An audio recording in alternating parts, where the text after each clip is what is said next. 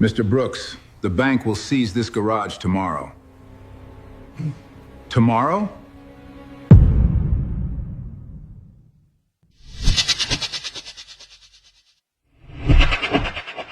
Sir, my bike broke down on the highway. Could you help me fix it? Of course. Leave it with me. We'll get you back on the road.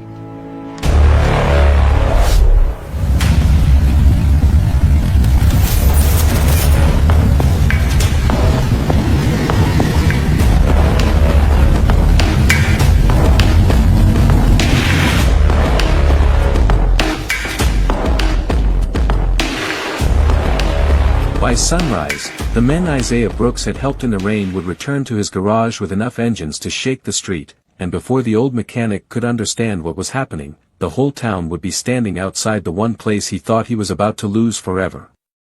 At 5:42 that morning, the sky over Mill Creek, Tennessee, was still the color of wet ash, the kind of gray that made every building look older and every streetlight look tired. Brooks Auto and Cycle Repair sat at the corner of Route 19 and Mercer Road, a low brick garage with peeling white paint, a rusted soda machine by the door, and a hand-painted sign that had survived 43 summers, 16 snowstorms, and more hard years than Isaiah cared to count.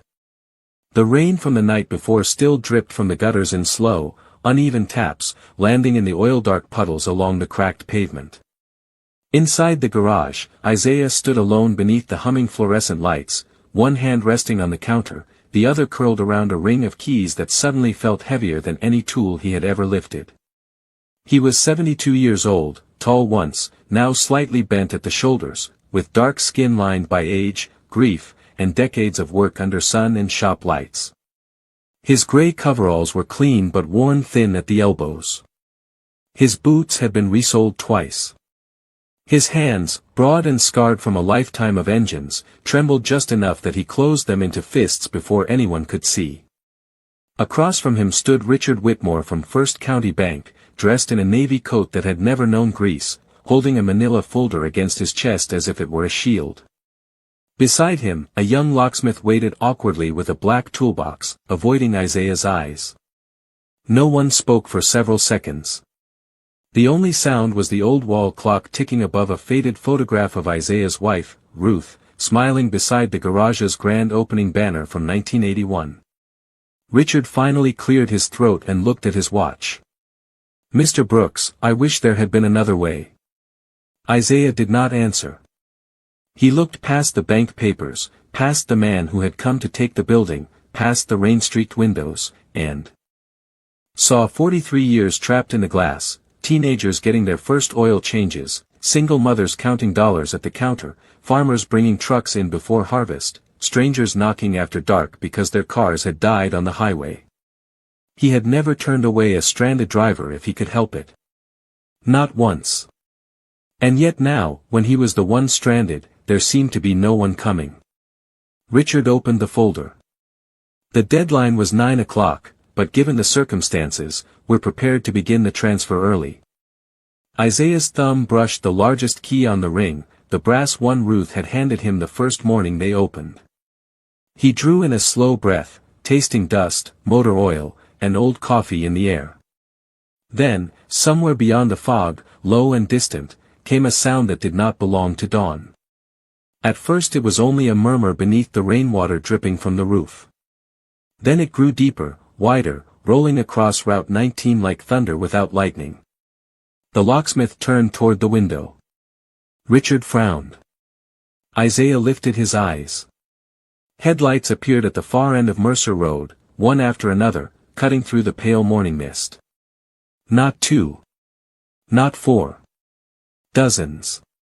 The sound swelled until the windows began to hum in their frames and the loose wrenches on the workbench rattled against the metal tray.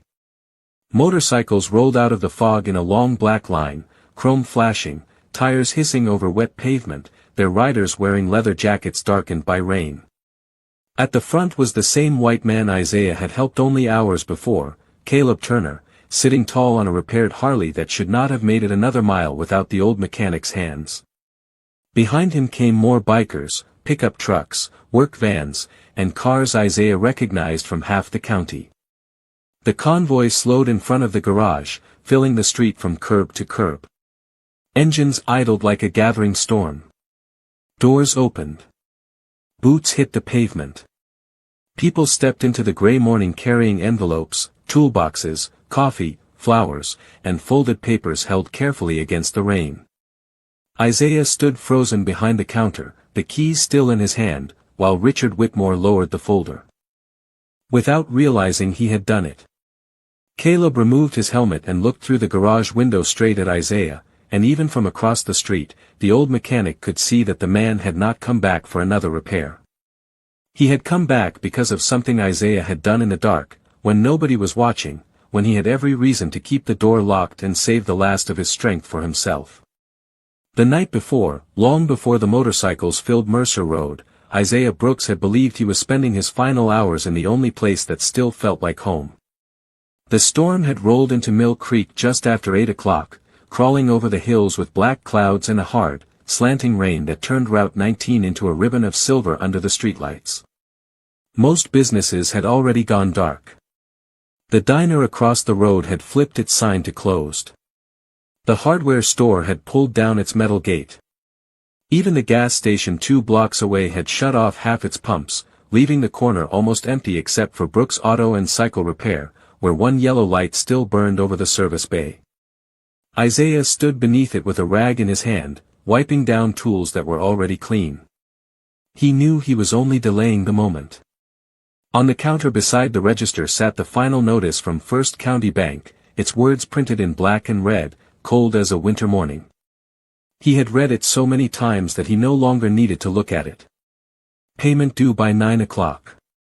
Failure to satisfy debt will result in immediate repossession of property. He folded the rag, placed it beside a socket wrench, and looked at the wall where old photographs covered the faded paint. There was Ruth in a blue dress, laughing as she held a giant pair of cardboard scissors at the grand opening. There was Isaiah at 40, standing beside a fire truck he had repaired overnight so the volunteer department could answer calls. There was a Little League team from 1996, every boy holding up a greasy thumb because Isaiah had fixed their coach's bus for free when it broke down before the state tournament. A person could measure a life in money, Richard Whitmore seemed to believe that. But Isaiah had always measured his in who made it home because his hands had not quit. He turned toward the office and picked up the framed photograph of Ruth, brushing dust from the glass with his thumb. "I tried," he said softly. The words disappeared into the rain tapping against the windows. He was reaching for the main light switch when a sound cut through the storm, low at first, then sputtering, uneven, and desperate. Isaiah paused. Headlights swung across the front windows, bright and shaky through the sheets of rain. A motorcycle rolled to a stop outside the garage, coughing like it had swallowed water. Then another pulled in behind it. Then 2 more. 4 riders sat hunched beneath the downpour, their leather jackets soaked black, their helmets dripping, their machines steaming in the cold rain. Isaiah watched them without moving. At his age, a man learned caution the hard way, especially when he was alone at night with no one nearby and nothing but an old phone on the counter. The tallest rider climbed off first. He removed his helmet, revealing a white man in his late 40s with rain running down his face and worry in his eyes. He raised both hands, palms open, not pushing forward, not demanding anything. "Sir," he called through the glass, his voice almost lost in the weather, "we are not here to cause trouble. My friend's bike is dying, and we have another 12 miles before shelter. Could you please take a look?" Isaiah glanced at the final notice on the counter, then at the clock above Ruth's picture. 10:17. In less than 11 hours, the bank would come for everything. He should have turned them away. He should have gone home, boiled coffee, and sat in silence until morning. Instead, he unlocked the door. The bell above it gave one tired ring as wind and rain rushed inside. The 4 men stepped in carefully, as if they understood they were entering someone's last sacred place. Isaiah looked at the broken motorcycle, then at their wet faces, then at the road disappearing into darkness behind them. "Bring it into Bay 2, he said. "Nobody should be stranded in weather like this." Isaiah lifted the rolling door halfway, just enough for the men to guide the failing motorcycle inside without letting the whole storm follow them. The bike coughed once, shuddered, and died on the oil-stained concrete with a thin hiss of steam rising from beneath the tank. The rider beside it, a younger white man named Luke Harper, looked down at the machine like it had just betrayed him. "It started cutting out 5 miles back," he said, pushing wet hair away from his forehead. Then the headlight flickered, and after that it barely held idle. Isaiah did not answer right away. He crouched beside the motorcycle with a small flashlight between his fingers, moving slowly but with the certainty of someone who had spent more years listening to engines than most men spent listening to people. The bikers watched him in silence. Caleb Turner stood near the bay door, broad-shouldered and dripping rain onto the floor mat, while Mason Reed paced in short restless steps near the tool bench. Ethan Cole, the quietest of the group, studied the photographs on the wall as if he had walked into a museum of another man's kindness. Isaiah touched the side cover, checked the wiring, followed a line with his thumb, and then paused. "You did not just lose a spark," he said. "You have got a burned connector, water in places it should not be, and a rear tire that should have been replaced 300 miles ago." Luke's face fell. "Can it make it to Knoxville?" Isaiah looked up at him over the rim of his glasses. "Son, this bike should not make it to the end of my driveway." The garage went quiet except for the rain hammering the roof. Mason let out a slow breath and looked toward the road. "We have to be there by morning." Caleb gave him a look that ended the complaint before it grew legs. Then he turned back to Isaiah. "Can you fix it enough to get us there safely?" Isaiah stood, wiped his hands on a rag, and looked toward the parts shelves in the back. He knew exactly what he had left. One compatible connector. One tire that had been sitting unsold for months because the customer who ordered it never came back. A few small pieces he had planned to return for store credit, not that store credit would matter after morning. He could say no. No one would blame him. These men had entered his life on the last night of his business, and the last of his inventory could not save his garage. But it could save them from the storm. "I can fix it right," Isaiah said. "But it will take time."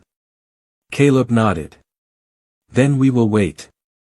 Isaiah rolled the bike onto the lift, raised it with a groan of old hydraulics, and began working.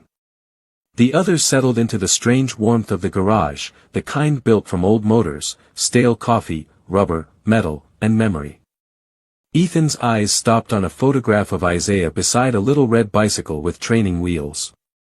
Another showed him standing with a group of volunteer firefighters.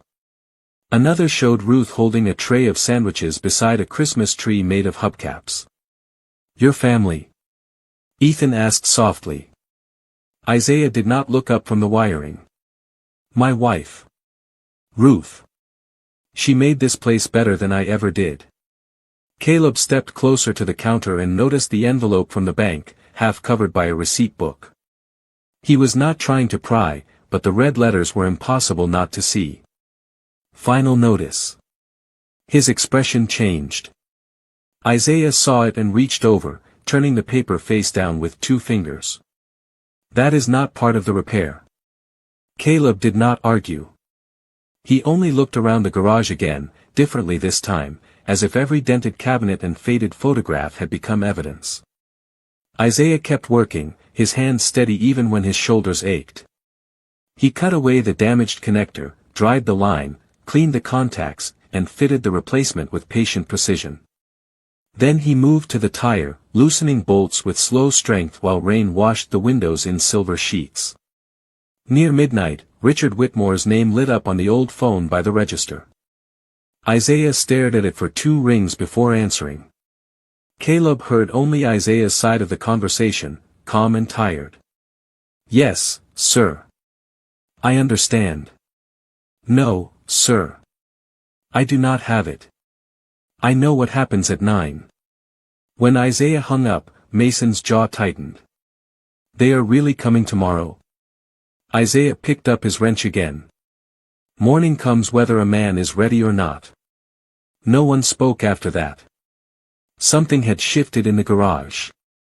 The bikers were no longer just waiting for a repair, and Isaiah was no longer just an old mechanic helping strangers.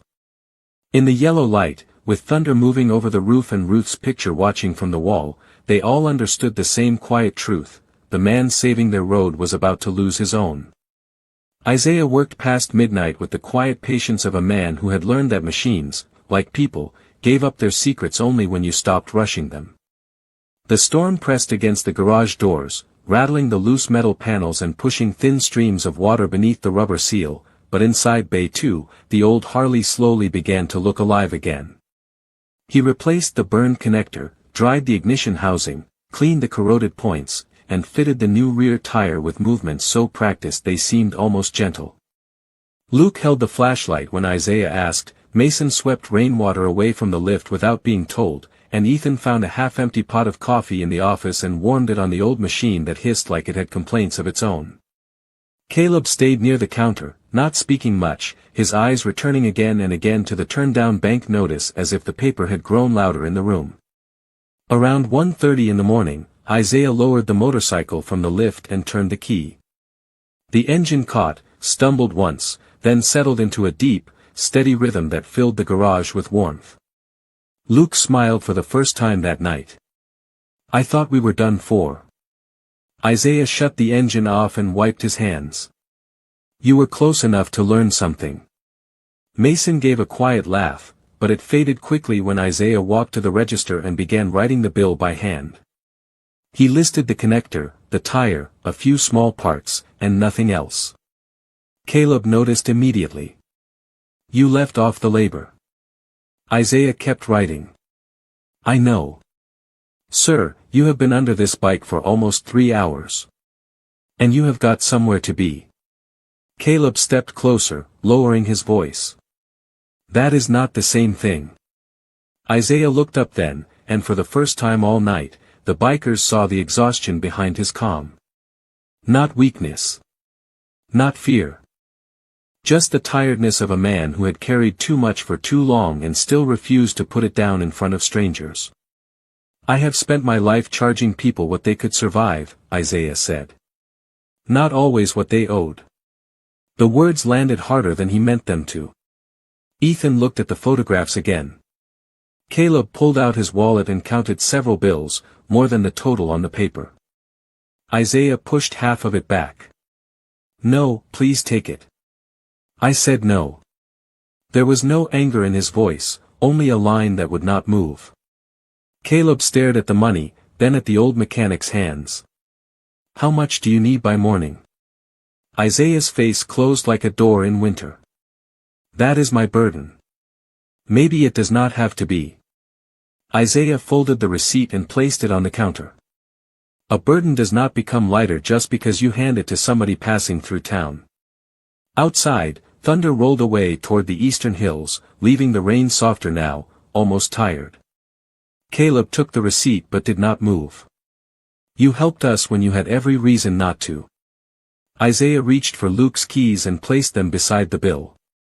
"That is how Ruth and I built this place. Somebody broke down, we opened the door. Simple as that." Ethan spoke from near the wall, his voice low. "Is that your wife in all these pictures?"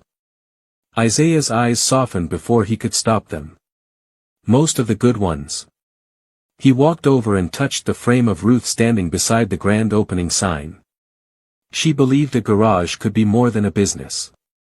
Said it could be a porch light for people who had lost their way. The men stood still, listening. Even Mason, who had spent most of the night pretending not to care, looked down at the floor. Isaiah drew in a breath and stepped back from the wall. "You boys should get moving before the weather turns again." Caleb studied him for one more moment. "What time do they come?" Isaiah glanced at the clock. 9. "And you will be here?" "Where else would I be?" Caleb nodded slowly, as if memorizing more than an answer.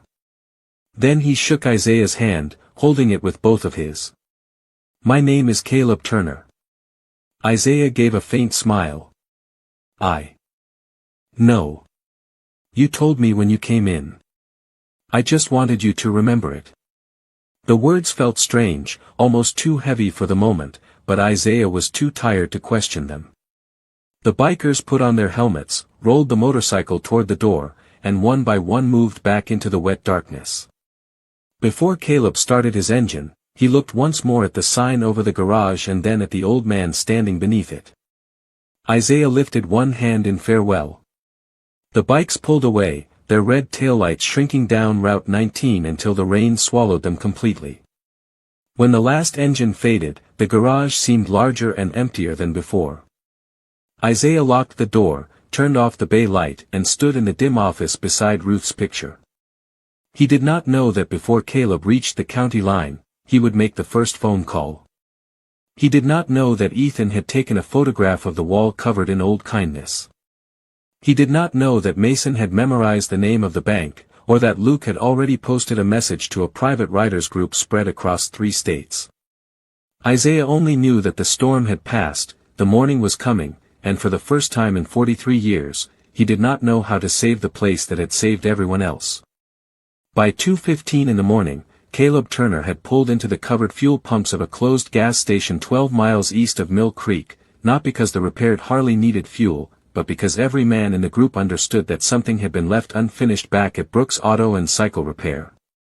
The rain had thinned to a cold mist, silvering their helmets and turning the pavement into a mirror beneath the canopy lights. Luke killed his engine first, then Mason, then Ethan, and finally Caleb, until the sudden quiet felt almost deliberate. For several seconds, no one spoke. They only listened to water dripping from the roof and watched the dark highway stretching toward Knoxville. Mason was the first to break the silence. "We are not really going to ride away from that, are we?" Caleb removed his gloves slowly. His face was tired, but his eyes had changed from concern to decision. "No," he said. "We are not." Ethan took out his phone and opened the photograph he had taken inside the garage. The image showed Isaiah's wall of memories, Ruth smiling beside the grand opening sign, the volunteer fire truck, the Little League team, the Christmas tree made of hubcaps, the handwritten thank you notes yellowed at the edges. In the corner of the photo, almost hidden by the counter, the red words on the bank notice were visible enough to make every man look away for a moment. Luke leaned against his motorcycle, the one that should have been stranded in the rain, and shook his head. "He used his last good tire on me." Caleb looked toward the dark road behind them. "And charged you like he was doing you a favor." "He was doing me a favor," Luke said softly. That was when Caleb made the first call. It went to a woman named Denise Carter, who ran a writers' charity network out of Nashville and had never once ignored his number after midnight. Caleb told her only what mattered: an old mechanic in Mill Creek, a garage about to be taken by the bank, a man who had helped strangers during the last night of his own business, and a deadline of 9 o'clock in the morning. Denise listened without interrupting. Then she said, "Send me the address." Ethan posted the photograph next, not on a public page, but inside a private group called Road Angels South, a network of riders, veterans, truckers, mechanics, and church volunteers spread across Tennessee, Kentucky, Georgia, and Alabama. His message was simple. This man opened his door in the storm when he had every reason to close it. In the morning, the bank comes for his garage. If you are within riding distance of Mill Creek, we need you there before sunrise. Mason called his cousin, a mechanic in Chattanooga with a flatbed trailer and more tools than sense. Luke called a retired accountant who had once helped their club organize a medical fundraiser. Caleb called an attorney named Rachel Whitman, who specialized in small business debt and had built her career on finding the fine print that banks hoped tired people would never read. At first, the replies came one at a time. "I can bring coffee. I have $200. I know a printer who can make signs. I have a truck. I know someone at the county office." Then the screen began moving too fast to follow. Men and women who had never met Isaiah Brooks started sharing the post, not because they knew every detail, but because they recognized the shape of the story. Everybody knew someone like him. The neighbor who fixed things and never sent a bill. The old man who stayed late. The woman who gave food before asking questions. The person everyone praised until the day he needed help, and then somehow forgot. By 3:30, Denise had arranged a meeting point outside Mill Creek. By 4, Rachel Whitman was awake, reading scanned copies of the bank notice that Caleb had carefully reconstructed from memory and Ethan's photograph. By 4:20, she called Caleb back. Her voice was sharp with purpose. Do not let him sign anything. Do you hear me? Not one document. There may be options. Caleb closed his eyes for half a second, letting the words settle. Around him, phones kept glowing in the mist. Engines began starting in distant towns. Coffee was poured into paper cups. Toolboxes were loaded into trucks. Envelopes were filled on kitchen tables by people who had been strangers an hour earlier.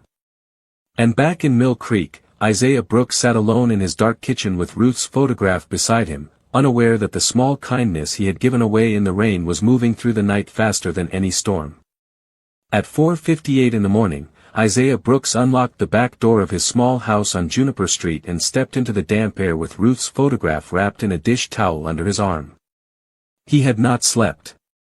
He had sat at the kitchen table for most of the night, listening to the refrigerator hum, watching rainwater crawl down the window glass, and trying to make peace with the kind of ending no man ever thinks he will have to face.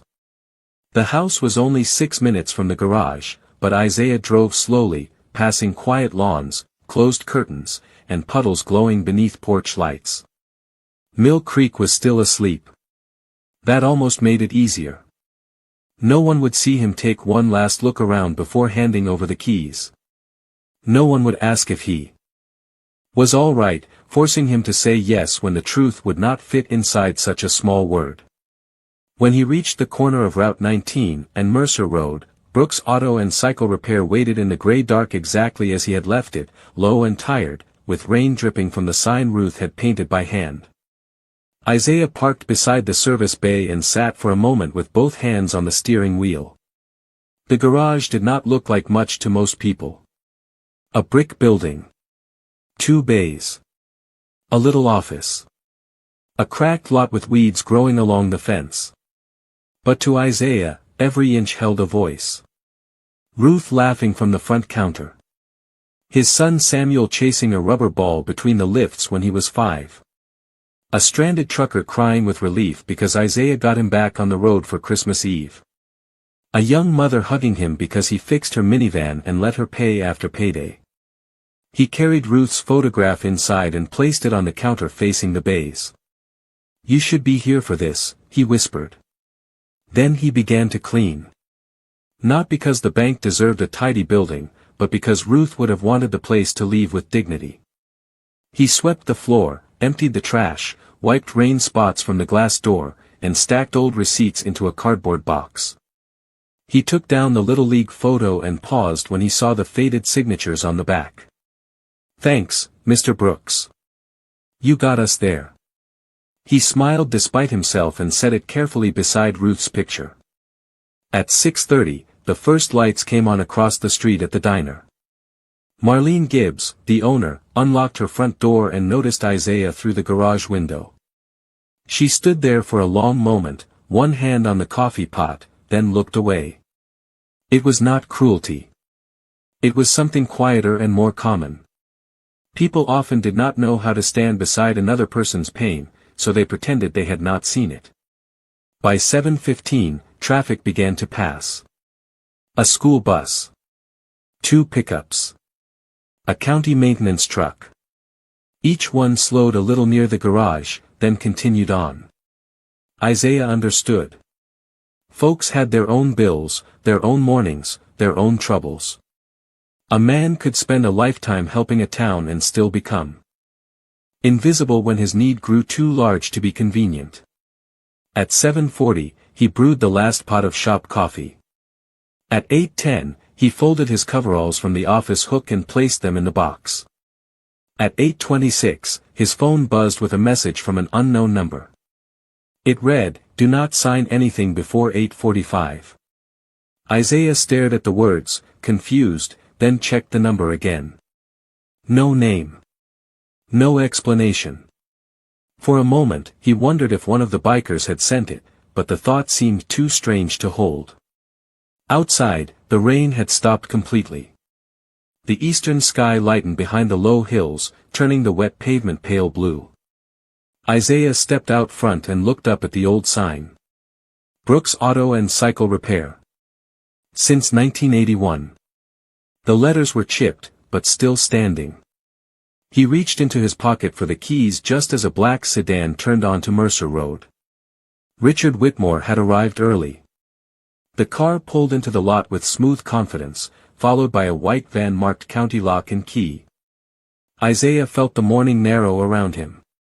Richard stepped out, buttoned his coat, and offered the careful expression of a man who wanted to look sorry without being delayed by sorrow. "Good morning, Mr. Brooks," he said. Isaiah nodded once. "Morning." The locksmith opened the back of his van and lifted out his toolbox. Richard walked toward the door with the manila folder in his left hand. "I appreciate you making this orderly." Isaiah looked at the folder, then at the keys in his palm. Somewhere far beyond the buildings, so faint he almost mistook it for wind over the hills, a low sound began to rise. He did not turn yet. Richard did. The sound grew deeper. Not traffic. Not thunder. Engines. Many engines. The first motorcycle appeared at the far end of Mercer Road like a single spark in the morning mist.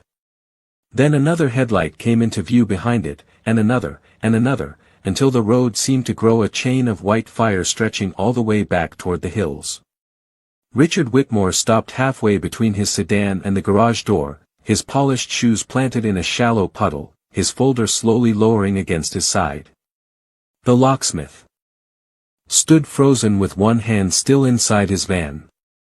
Isaiah Brooks did not move at all. He stood beneath the faded sign with the keys in his palm, watching the impossible arrive one engine at a time. The motorcycles rolled in slowly, respectfully, not wild, not reckless, but steady, like a procession. Their tires whispered over the wet pavement. Their chrome caught the first pale sunlight. Behind them came pickup trucks, work vans, a tow truck from Chattanooga, 2 old station wagons, and a church bus with hand-painted letters on the side that read Mill Creek Outreach. At the front rode Caleb Turner on the same Harley Isaiah had brought back to life only hours earlier. Luke Harper rode beside him, his repaired bike running smooth and strong, the new tire dark against the road. Mason Reed followed with a cardboard box strapped carefully to his seat. Ethan Cole sat behind them, phone in hand, guiding more vehicles into the lot and along the curb so the street would not block emergency traffic. The sound filled the whole corner, then softened as engines shut off one by one. In the silence that followed, car doors opened, boots touched pavement, and people began stepping forward. Some wore leather jackets. Some wore work shirts. Some wore church clothes. Some carried coffee boxes. Some carried envelopes. Some carried nothing but their own story and the look of people who knew they were late, but not too late. Marlene Gibbs came out of the diner with both hands over her mouth. The school bus driver, who had just finished his route, pulled to the curb and stared. A county deputy slowed near the intersection, saw the crowd, and parked quietly without turning on his lights. Isaiah looked from face to face, trying to understand why so many strangers had come to the corner of his little garage before sunrise. Caleb removed his helmet and walked toward him. He did not rush. He moved with the kind of calm a man uses when approaching something sacred. Richard stepped forward first. "Excuse me, this is private property under pending bank action." Caleb looked at him, then at the folder in his hand. "Then it is good we got here before anything was signed." Richard's expression tightened. "And you are?" "A man who was stranded last night." Caleb turned toward Isaiah. "A man this mechanic helped when he had every reason to close his door." Isaiah shook his head slightly, overwhelmed. "Caleb, what is this?" Caleb looked back toward the crowd. Ethan stepped forward holding a stack of printed pages. Mason placed his cardboard box on the hood of Richard's sedan with more care than the gesture deserved. Luke opened it. Inside were envelopes, checks, folded cash, handwritten notes, and printed donation confirmations from people who had never set foot in Mill Creek before that morning. Richard stared at the box as if it were a language he could not read. Then a woman in a gray coat stepped out of a blue pickup truck and walked directly to Isaiah. She was in her 50s, with sharp eyes, rain-damp hair, and a leather briefcase in one hand. "Mr. Brooks, my name is Rachel Whitman. I am an attorney. Caleb called me before dawn. Please do not sign anything until I review those documents." Isaiah blinked. "Ma'am, I cannot pay you." Rachel gave him a small smile. "You already did. About 22 years ago, you fixed my mother's car on Interstate 40 when I was a college student with $19 in my purse. You told us to get home safe and mail what we could. My mother talked about you until the day she passed." Isaiah's lips parted, but no words came. Before he could answer, an older man in a firefighter's jacket stepped forward from the crowd. "You rebuilt our pump motor in 1998 and never sent the invoice." A woman holding a little girl's hand raised an envelope. "You fixed my van when my husband was in the hospital." The school bus driver called from the curb, "You got my bus running the morning of the state tournament." One voice became 5. 5 became 20. Stories rose into the cold morning air, not loud, not chaotic, but steady as church bells.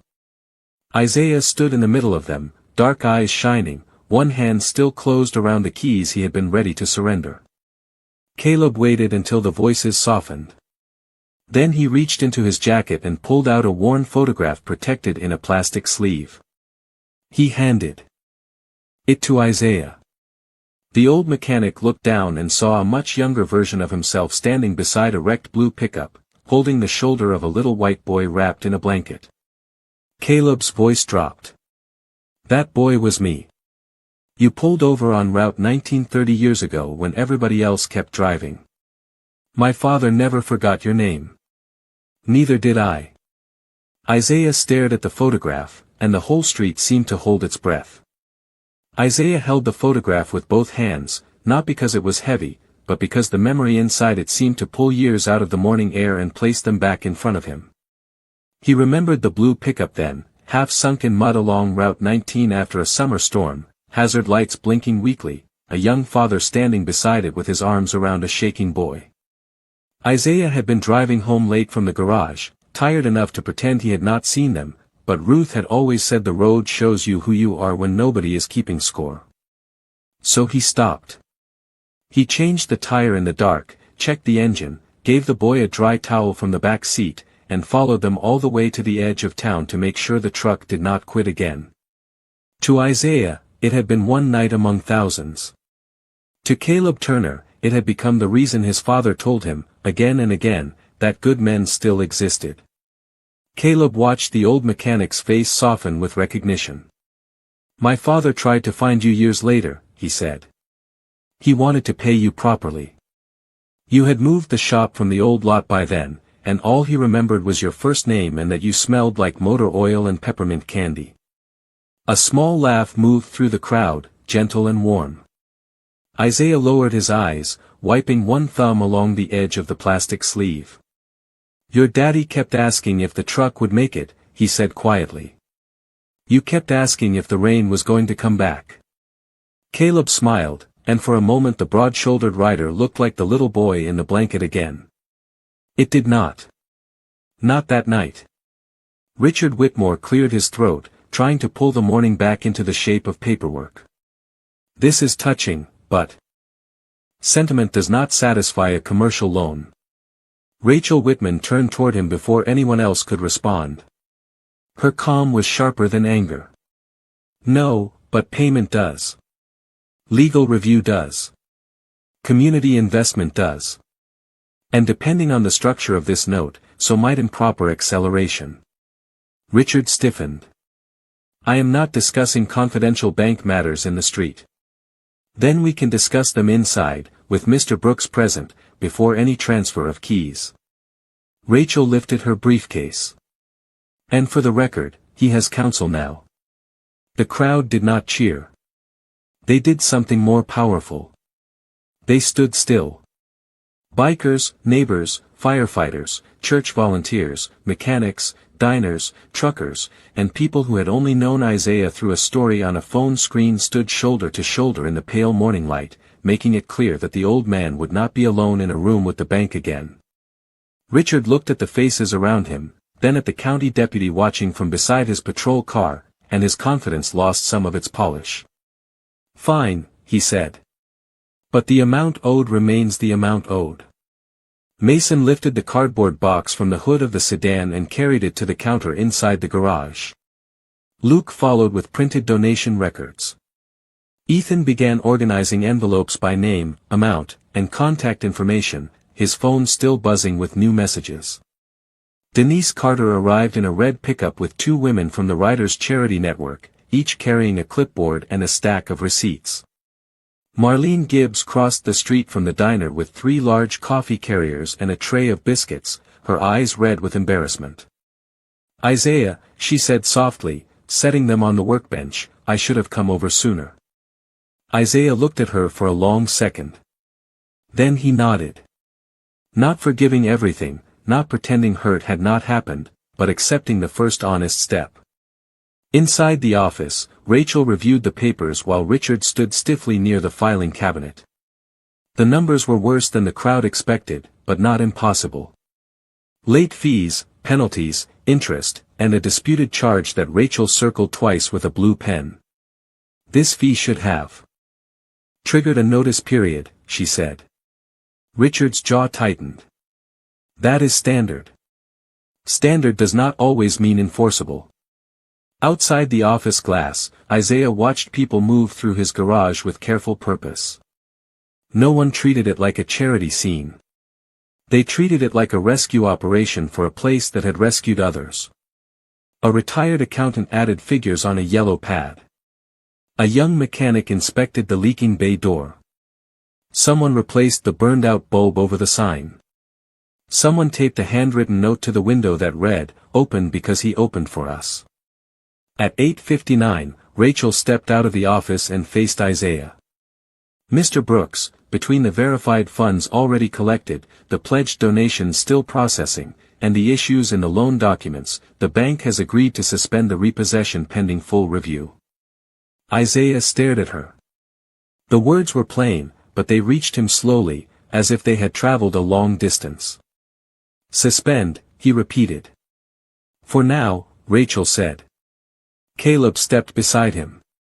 "And if the review does not finish it, we will." Isaiah looked past him to the crowd outside, to the motorcycles, the trucks, the neighbors, the strangers, the people who had carried his kindness back to him before the clock could take his life's work away. The keys in his hand no longer felt like something he was losing. They felt like something the whole street had decided to hold with him. For a long moment after Rachel spoke, Isaiah Brooks did not move. The garage around him was full of voices, footsteps, ringing phones, coffee cups, paper envelopes, and the low murmur of people trying to turn mercy into math, but all he could hear was Ruth's voice from years ago, standing under that same roof with paint on her hands, saying a place built with kindness would never be empty for long. He had smiled then because he loved her, not because he fully believed her. That morning, with the sun finally breaking over Mercer Road, he believed her. Richard Whitmore signed the temporary suspension papers with the careful expression of a man who had discovered that a small-town garage could become much larger than a line on a balance sheet. The locksmith closed his toolbox without changing a single lock. When Richard walked back to his sedan, nobody shouted after him. Nobody needed to. The silence of the crowd was enough. It followed him gently but firmly all the way to his car, and when he drove off, the old sign above the garage was still hanging where it had hung since 1981. Isaiah stood beneath it, holding the keys in one hand and Caleb's photograph in the other. Caleb stepped close, but he did not speak first. He seemed to understand that some moments had to finish arriving before words could touch them. Isaiah looked at the crowd gathered in the wet street. He saw Marlene from the diner wiping her eyes with a napkin. He saw the firefighter who still remembered the pump motor. He saw the school bus driver, the young mother, the riders from 3 states, the volunteers with clipboards, the mechanics already measuring the broken bay door as if the place belonged to them too. "I do not know how to thank all of you," Isaiah said, his voice rougher than he wanted it to be. Caleb shook his head. "You already did. Some of us just took a long time to bring the receipt back." A soft laugh moved through the crowd, and with it, something inside Isaiah loosened. Not all the grief. Not all the years. But enough for him to breathe. By noon, Brooks Auto and Cycle Repair no longer looked like a business waiting to close. It looked like a place waking up. Someone replaced the old bulbs in both service bays. Someone sealed the leak under the rolling door. Mason fixed the loose shelf that Isaiah had been meaning to repair for 6 years. Luke painted over the rust on the air compressor. Ethan helped Rachel set up a fund, not as charity, but as a community trust, with Isaiah listed as owner and the garage protected from ever being quietly swallowed by paperwork again. Over the next few weeks, the story traveled farther than anyone expected, but the part people remembered was not the money. It was the photograph of Isaiah as a younger man beside a little boy in a blanket, and the note taped to the window that stayed there long after the rain dried, "Open because he opened for us." 3 months later, the sign changed. Not completely. Isaiah would not allow that. Ruth's letters remained across the top, freshly painted but still hers, Brooks Auto and Cycle Repair. Beneath them, Caleb added a smaller line in clean white paint, Community Garage, first Saturday free repairs. On the first Saturday of every month, the lot filled before sunrise.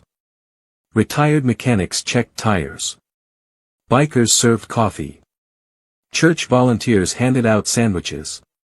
Young people learned how to change oil, read gauges, and listen to engines.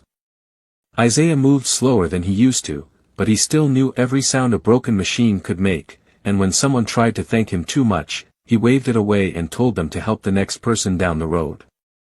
One evening, after the last car had left and the sky over Mill Creek turned orange behind the hills, Isaiah sat outside the garage with Caleb beside him.